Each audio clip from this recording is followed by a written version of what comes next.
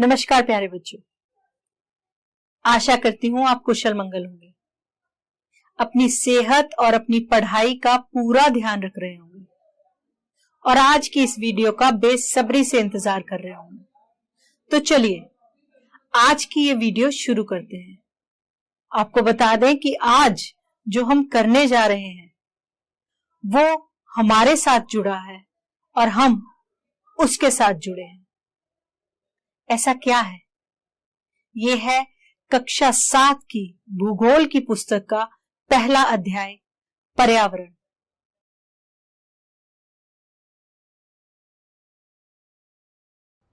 बच्चों, पर्यावरण हमारे जीवन का मूल आधार है। यह हमें सांस लेने के लिए हवा, पीने के लिए जल, खाने के लिए भोजन एवं रहने के लिए भूमि प्रदान करता है। पर्यावरण का शाब्दिक अर्थ है हमारे आसपास जो भी उपस्थित है, जैसे जल, थल, वायु तथा समस्त प्राकृतिक दिशाएं, पर्वत, मैदान व अन्य जीव जंतु, घर, मोहल्ला, गांव, शहर, विद्यालय, महाविद्यालय, पुस्तकालय आदि जो हमें प्रत्यक्ष या अप्रत्यक्ष रूप से प्रभावित करते हैं। डगलस व रोमन हॉलैंड के अनुसार पर्यावरण उन सभी बाहरी शक्तियों व प्रभावों का वर्णन करता है जो प्राणी जगत के जीवन, स्वभाव, व्यवहार, विकास एवं परिपक्वता को प्रभावित करता है। चलो अब हम पाठ को शुरू करते हैं। पाठ में एक बच्चे का जिक्र किया गया है। उसका नाम रवि है। बच्चों, रवि लंबी छुट्टियों के बाद स्कूल जा रहा था। तब उसने देखा कि उसके स्कूल के निकट के खेल के मैदान में खुदाई हो गई थी। वही एक मैदान उनके खेलने के लिए वहां पर था। लोगों ने बताया कि वहां अनेक फ्लैटों वाली एक बड़ी इमारत बनेगी। जब रवि को समझ में आया कि मुलायम घास, गेंदे के फूल एवं तितलियों वाला विशाल मैदान अब हमेशा के लिए नष्ट हो चुका है, तो उसकी आंखों से आंसू झलकने लगे। उसने यह बात अपने सहपाठियों को बताई। सुबह की सभा में प्रधानाचार्य जी ने भी बहुत उदासी से कहा, देखो कैसे हमारा पर्यावरण बदल रहा है। बच्चों, कक्षा में पहुंचकर रवि ने अपने शिक्षक से पूछा, पर्यावरण क्या है? रवि के सवाल का जवाब देने के लिए उसकी टीचर ने उसे एक वीडियो दिखाई। वो सब जो मुझे आस पास घेरे हुए हैं, वो सब जो मुझे आस पास घेरे हुए हैं, जल हो या हवा, थल हो या आसमां, ताप या प्रकाश, जो है जीने की आस, पर कचरे के यहाँ भी तो ढेरे हुए हैं, वो सब जो मुझे आस पास घेरे। उसके शिक्षक ने बताया, जो कुछ भी आप अपने आसपास देखते हैं। इस पर रवि कहने लगा, इसका अर्थ है स्कूल भवन में कक्षा में रखी कुर्सियां, यहाँ तक कि खुला मैदान, सड़क, कूड़ा करकट, मेरे दोस्त, यह सभी हमारे पर्यावरण के अंग हैं। इस पर उसके शिक्षक बोलते हैं, हाँ, पर कुछ वस्तुओं का निर्माण प्रकृति ने किया है, जैसे पर्वत, नदियाँ, पेड़, प्राणी, जबकि अन्य का निर्माण मानव ने किया है, जैसे सड़क, कार, कपड़े, किताब आदि। इस पर बच्चों, रवि की कक्षा में एक और बच्चा पूछता है, हमारा पर्यावरण क्यों बदल रहा है? शिक्षक ने यहाँ उत्तर दिया कि ऐसा हमारी ज़रूरतों के कारण होता है। यह दिन प्रतिदिन बढ़ती जाती हैं, इसलिए हम प्राकृतिक वातावरण में परिवर्तन करते हैं और कभी-कभी उसे नष्ट भी कर देते हैं। बच्चों, अब आप समझ गए होंगे कि किसी भी जीवित प्राणी के चारों ओर पाए जाने वाले लोग, स्थान, वस्तुएं एवं प्रकृति को पर्यावरण कहते हैं। यह प्राकृतिक एवं मानव निर्मित परिघटनाओं का मिश्रण है। प्राकृतिक पर्यावरण में पृथ्वी पर पाए जाने वाले जीवीय एवं अजीवीय दोनों परिस्थितियां सम्मिलित हैं, जबकि मानवीय पर्यावरण में मानव की परस्पर क्रियाएं, उनकी गतिविधियां एवं उनके द्वारा बनाई गई रचनाएं सम्मिलित हैं। भौतिक पर्यावरण या प्राकृतिक पर्यावरण क्या है? इसके अंतर्गत वायु, जल व खाद्य पदार्थ, भूमि, ध्वनि, ऊष्मा, प्रकाश, नदी, पर्वत, खनिज पदार्थ, विकिरण आदि पदार्थ शामिल हैं। मनुष्य इनसे लगातार संपर्क में रहता है, इसलिए ये मनुष्य के स्वास्थ्य पर सीधा प्रभाव डालते हैं। जैविक पर्यावरण। जैविक पर्यावरण बहुत बड़ा अव्यय है जो कि मनुष्य के इर्द गिर्द रहता है। यहाँ तक कि एक मनुष्य के लिए दूसरा मनुष्य भी पर्यावरण का एक भाग है। जीव जंतु व वनस्पति इस घटक के प्रमुख सहयोगी हैं। जैविक पर्यावरण को दो भागों में बांटा जाता है। पहला पौधों का वातावरण, दूसरा जीवों का वातावरण। अगला है मनोसामाजिक पर्यावरण। मनोसामाजिक मनुष्य के सामाजिक संबंधों से प्रकट होता है। इसके अंतर्गत सामाजिक, आर्थिक, सांस्कृतिक, राजनीतिक एवं आध्यात्मिक क्षेत्रों में मनुष्य के व्यक्तिगत विकास का अध्ययन करते हैं। मनुष्य एक सामाजिक प्राणी है। उसे परिवार में माता, पिता, भाई, बहन, पत्नी तथा समाज में पड़ोसियों के साथ संबंध बनाकर रहना पड़ता है। उसे समुदाय, प्रदेश एवं राष्ट्र से भी संबंध बनाकर रहना पड़ता है। मनुष्य सामाजिक व सांस्कृतिक पर्यावरण का उत्पाद है, जिसके द्वारा मनुष्य का आकार तैयार होता है। रहन सहन, खान पान, पहनावा, ओढ़ावा, बोलचाल या भाषा शैली व सामाजिक मान्यताएं मानव व्यक्तिगत का ढांचा बनाती हैं। अब बात करते हैं पर्यावरण के घटकों की। सबसे पहला है प्राकृतिक, उसके बाद है मानव और तीसरा घटक है मानव निर्मित।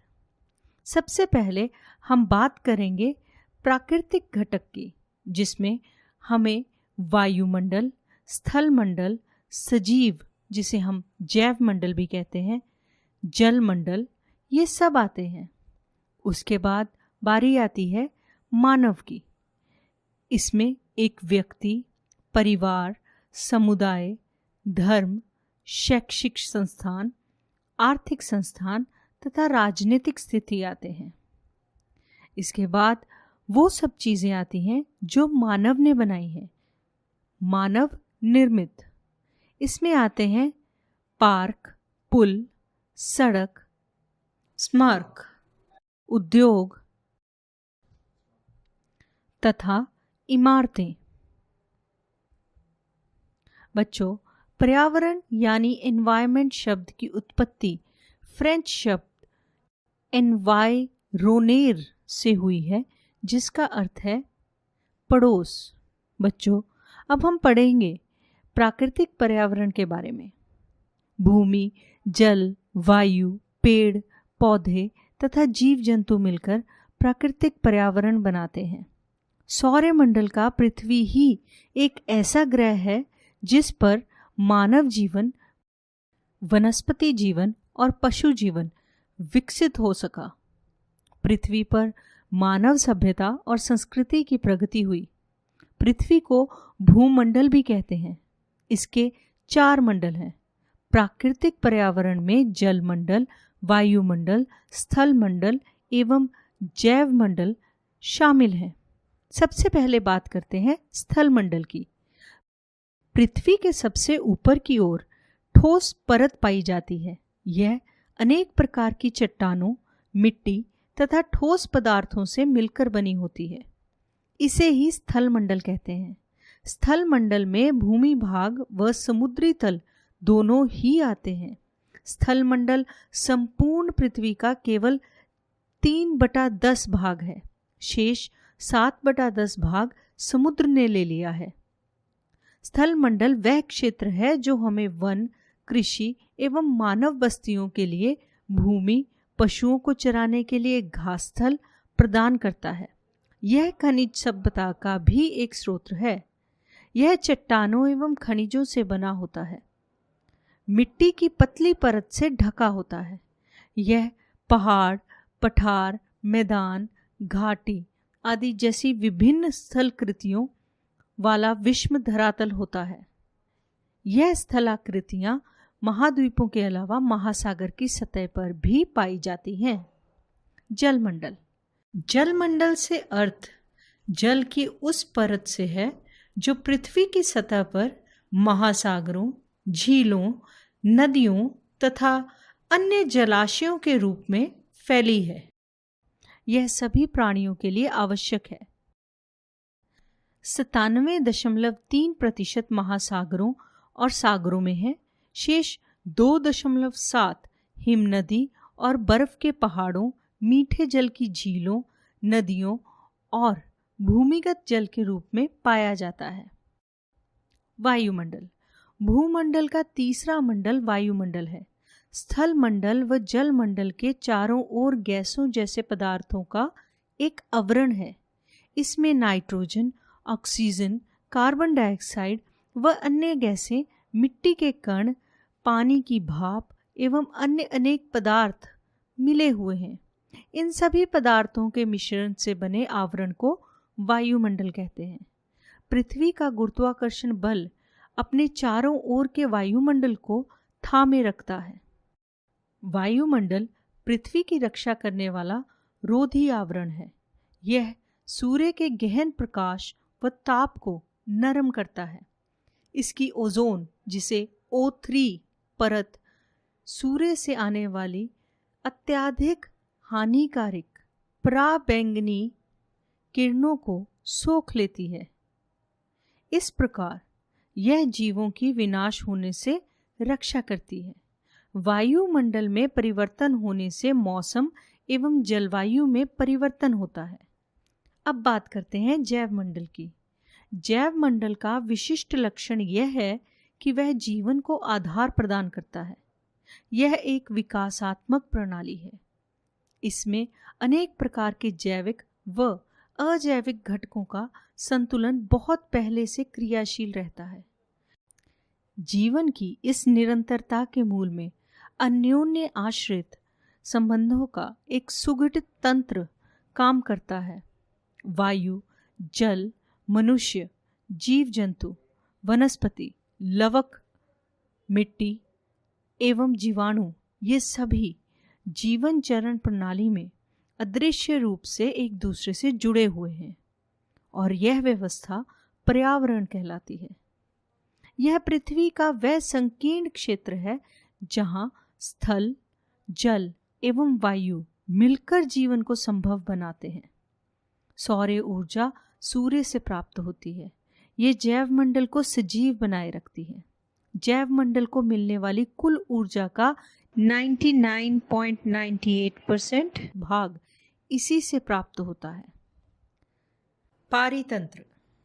पारितंत्र वह तंत्र है जिसमें समस्त जीवधारी आपस में एक दूसरे के साथ तथा पर्यावरण के उन भौतिक एवं रासायनिक कारणों के साथ परस्पर क्रिया करते हैं जिनमें वे निवास करते हैं। ये सब ऊर्जा और पदार्थ के स्थानांतर द्वारा संबंध है। रवि की कक्षा में एक विद्यार्थी कहता है, कितनी मूसलाधार बारिश हो रही है। इससे मुझे अपना केरल याद आ गया। तुम सबको आकर देखना चाहिए कि कैसे हरे भरे खेत एवं नारियल के बागानों में लगातार बारिश होती है। तभी जैसलमेर के रहने वाले एक बच्चे ने कहा, हमारे यहाँ वर्षा होती ही नहीं है। हमें तो दूर दूर तक केवल कीकर, रेत ही नजर आती है। यह सुनकर रवि कहता है कि लेकिन वहां तो ऊंट भी तो मिलते हैं। तो वह बच्चा बोलता है, वह तो मिलते ही हैं। जब तुम हमारे रेगिस्तान आओगे तो तुम्हें सांप, छिपकली एवं अनेक कीट भी देखने को मिलेंगे। यह बात सुनकर रवि हैरत में पड़ गया और कहने लगा, विभिन्न स्थानों पर पाए जाने वाले जीव जंतु, वनस्पति एवं लोगों के रहन सहन के तरीके इतने भिन्न क्यों हैं? क्या सभी का एक दूसरे के साथ कोई संबंध होता है? तो शिक्षक इसके जवाब में कहता है, हाँ, बिल्कुल संबंध है। बच्चों, सभी पेड़ पौधे, जीव जंतु एवं मानव अपने आसपास के पर्यावरण पर आश्रित होते हैं। जीवधारियों का आपसी एवं अपने आसपास के पर्यावरण के बीच का संबंध ही पारितंत्र का निर्माण करता है। अधिक वर्षा वाले वन, घास स्थल, रेगिस्तान, पर्वत, झील, नदी, महासागर एवं छोटे से ताल का भी एक पारितंत्र हो सकता है। मानव अपने पर्यावरण के साथ पारस्परिक क्रिया करता है और उसमें अपनी आवश्यकता के अनुसार परिवर्तन करता है। प्रारंभिक मानव ने स्वयं को प्रकृति के अनुरूप बना लिया था। उनका जीवन सरल था एवं आसपास की प्रकृति से उनकी आवश्यकता पूरी हो जाती थी। समय के साथ कई प्रकार की आवश्यकताएं बढ़ी। मानव ने पर्यावरण के उपयोग और उसमें परिवर्तन करने के लिए कई तरीके सीख लिए। उसने फसल उगाना, पशुपालन एवं स्थायी जीवन जीना सीख लिया। पहिए का आविष्कार हुआ। आवश्यकता से अधिक अन्न उपजाया गया।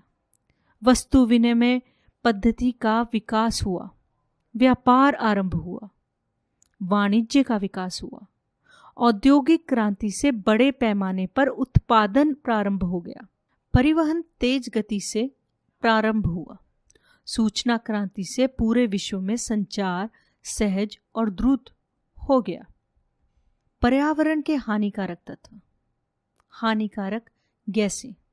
जैसे जैसे जनसंख्या बढ़ती जा रही है, वैसे वैसे मनुष्य अपनी आवश्यकताओं की पूर्ति के लिए वन काटकर उद्योगों का विस्तार करता जा रहा है। कल कारखानों से जहरीली गैसों का उत्सर्जन होता है, जिससे हमारे संपूर्ण विश्व का पर्यावरण प्रदूषित होता जा रहा है। प्रदूषण से विभिन्न प्रकार की बीमारियां फैलती हैं। नाक, सांस लेने में परेशानी, पीलिया, सिर दर्द, दृष्टि दोष, क्षय रोग व कैंसर। कोई भी समस्या समाधान के बिना नहीं आती। इस समस्या का भी समाधान है। इन हानिकारक गैसों से बचा जा सकता है अगर हम परंपरागत ईंधन स्रोतों को छोड़कर नवीन ईंधन प्रणाली एलपीजी गैस प्रणाली को अपनाएं। उद्योग एवं कारखानों के क्षेत्र में हरे वृक्ष एवं विभिन्न प्रकार के पौधे लगाएं। इन सब से प्रदूषण को कम किया जा सकता है। जल प्रदूषण का प्रभाव विश्व के समस्त देशों को प्रभावित करता है। समुद्री प्रदूषण को खनिज तेलों को ले जाने वाले जहाज़ों के दुर्घटनाग्रस्त होने व नदियों के प्रदूषित जल का समुद्र में मिलने से बढ़ावा मिल रहा है। समुद्री जल के प्रदूषण से जीव जंतु व मनुष्य के जीवन पर दुष्प्रभाव पड़ रहा है और कई तरह के संक्रामक रोग पैदा हो रहे हैं। प्रदूषण को रोकने का भरसक प्रयास करना चाहिए। विश्व पर्यावरण सम्मेलन में समुद्र में होने वाले प्रदूषण को रोकने के लिए राज्यों को ऐसे प्रयास करने चाहिए जिससे मनुष्य व समुद्री जीव जंतुओं के स्वास्थ्य को हानि ना हो। रेगिस्तानीकरण। पृथ्वी पर यदि मरुस्थल क्षेत्र बढ़ जाता है तो मनुष्य के लिए गंभीर समस्या खड़ी हो जाती है। इसके मुख्य कारण पृथ्वी में पानी की कमी, वन क्षेत्रों का मनुष्य द्वारा किया गया विनाश, संरक्षण प्रदान करने वाली पहाड़ियों की निर्जनता तथा जनसंख्या में वृद्धि होना है। विकर्णीय प्रदूषण। विकर्णीय प्रदूषण मानवीय स्वास्थ्य एवं उसके विकास के लिए हानिकारक होता है। इसका प्रभाव मानव शरीर के आंतरिक व बाहरी भागों पर पड़ता है।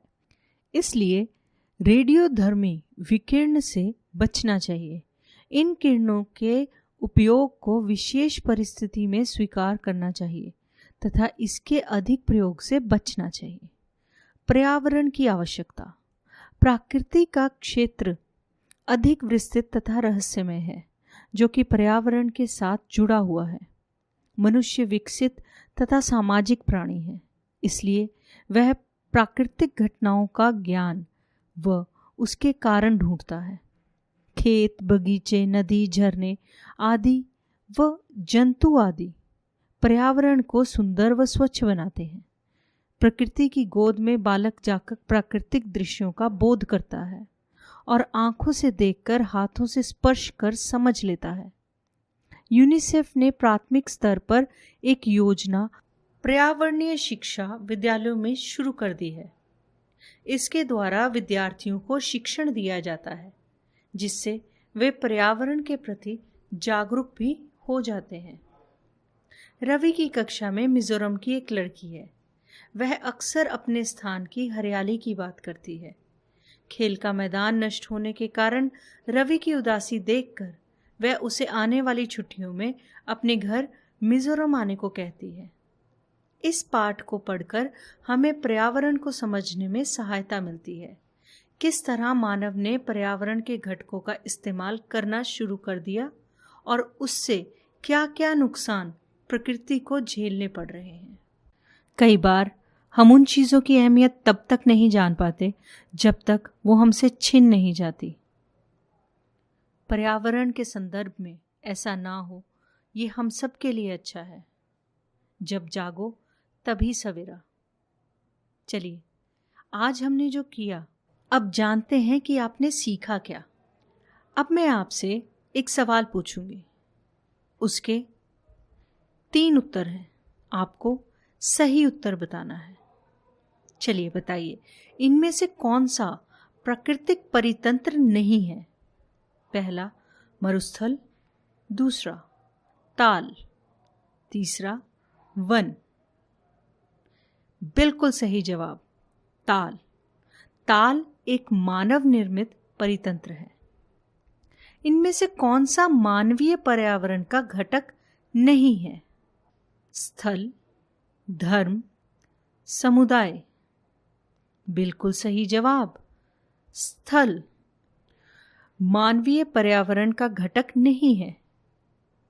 ये प्राकृतिक पर्यावरण का घटक है।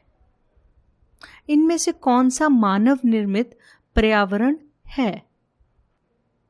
पहाड़, समुद्र या सड़क? बहुत ही आसान था। सड़क मानव निर्मित पर्यावरण है। चलिए, इनमें से कौन सा पर्यावरण के लिए खतरा है? पादप वृद्धि, जनसंख्या वृद्धि या फसल वृद्धि? जनसंख्या वृद्धि बिल्कुल सही जवाब है।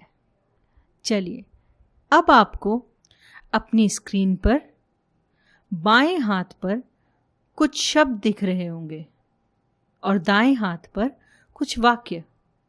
हमें सही शब्दों को सही वाक्यों के साथ मिलाना है। पहला वाक्य, जैवमंडल, वायुमंडल, जलमंडल तथा पर्यावरण।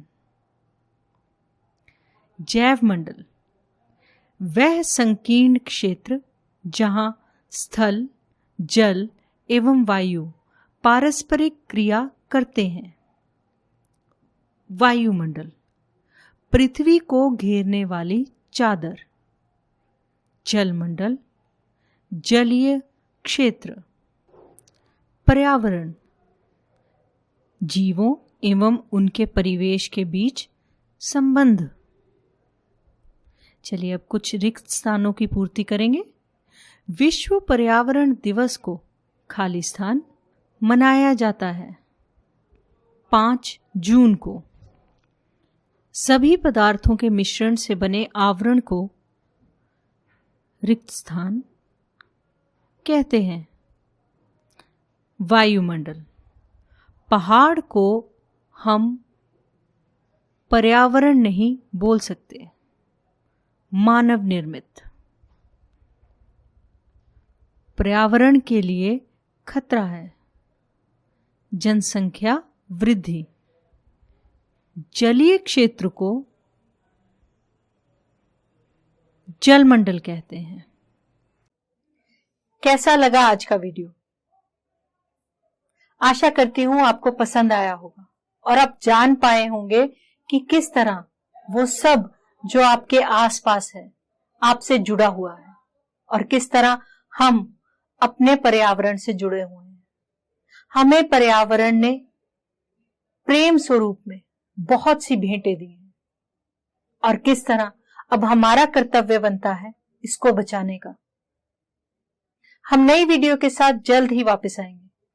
तब तक के लिए स्वस्थ रहिए, सुरक्षित रहिए तथा पढ़ते रहिए। जाने से पहले इस वीडियो के अंत में एक गाना है, उसे जरूर सुनिएगा और उसके साथ गुनगुनाइएगा। अपना ध्यान रखिएगा। नमस्कार।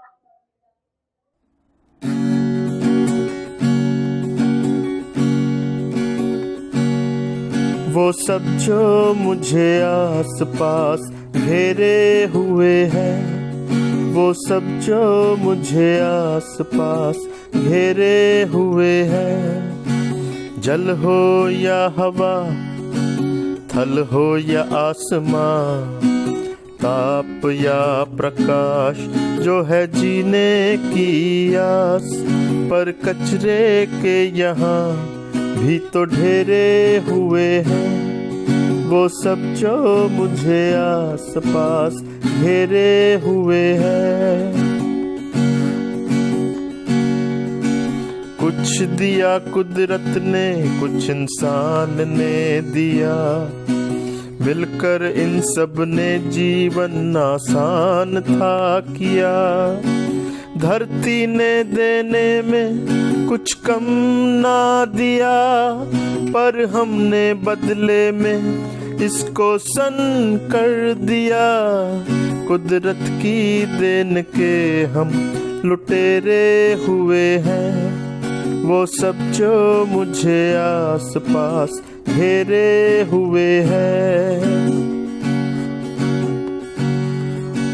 अब के जो मिलेंगे जून 5 को हम, पर्यावरण बचाने की खाएंगे कसम। धरती के ये दर्द अब मेरे हुए हैं, वो सब जो मुझे आस पास घेरे हुए हैं, वो सब जो मुझे आस पास घेरे हुए हैं।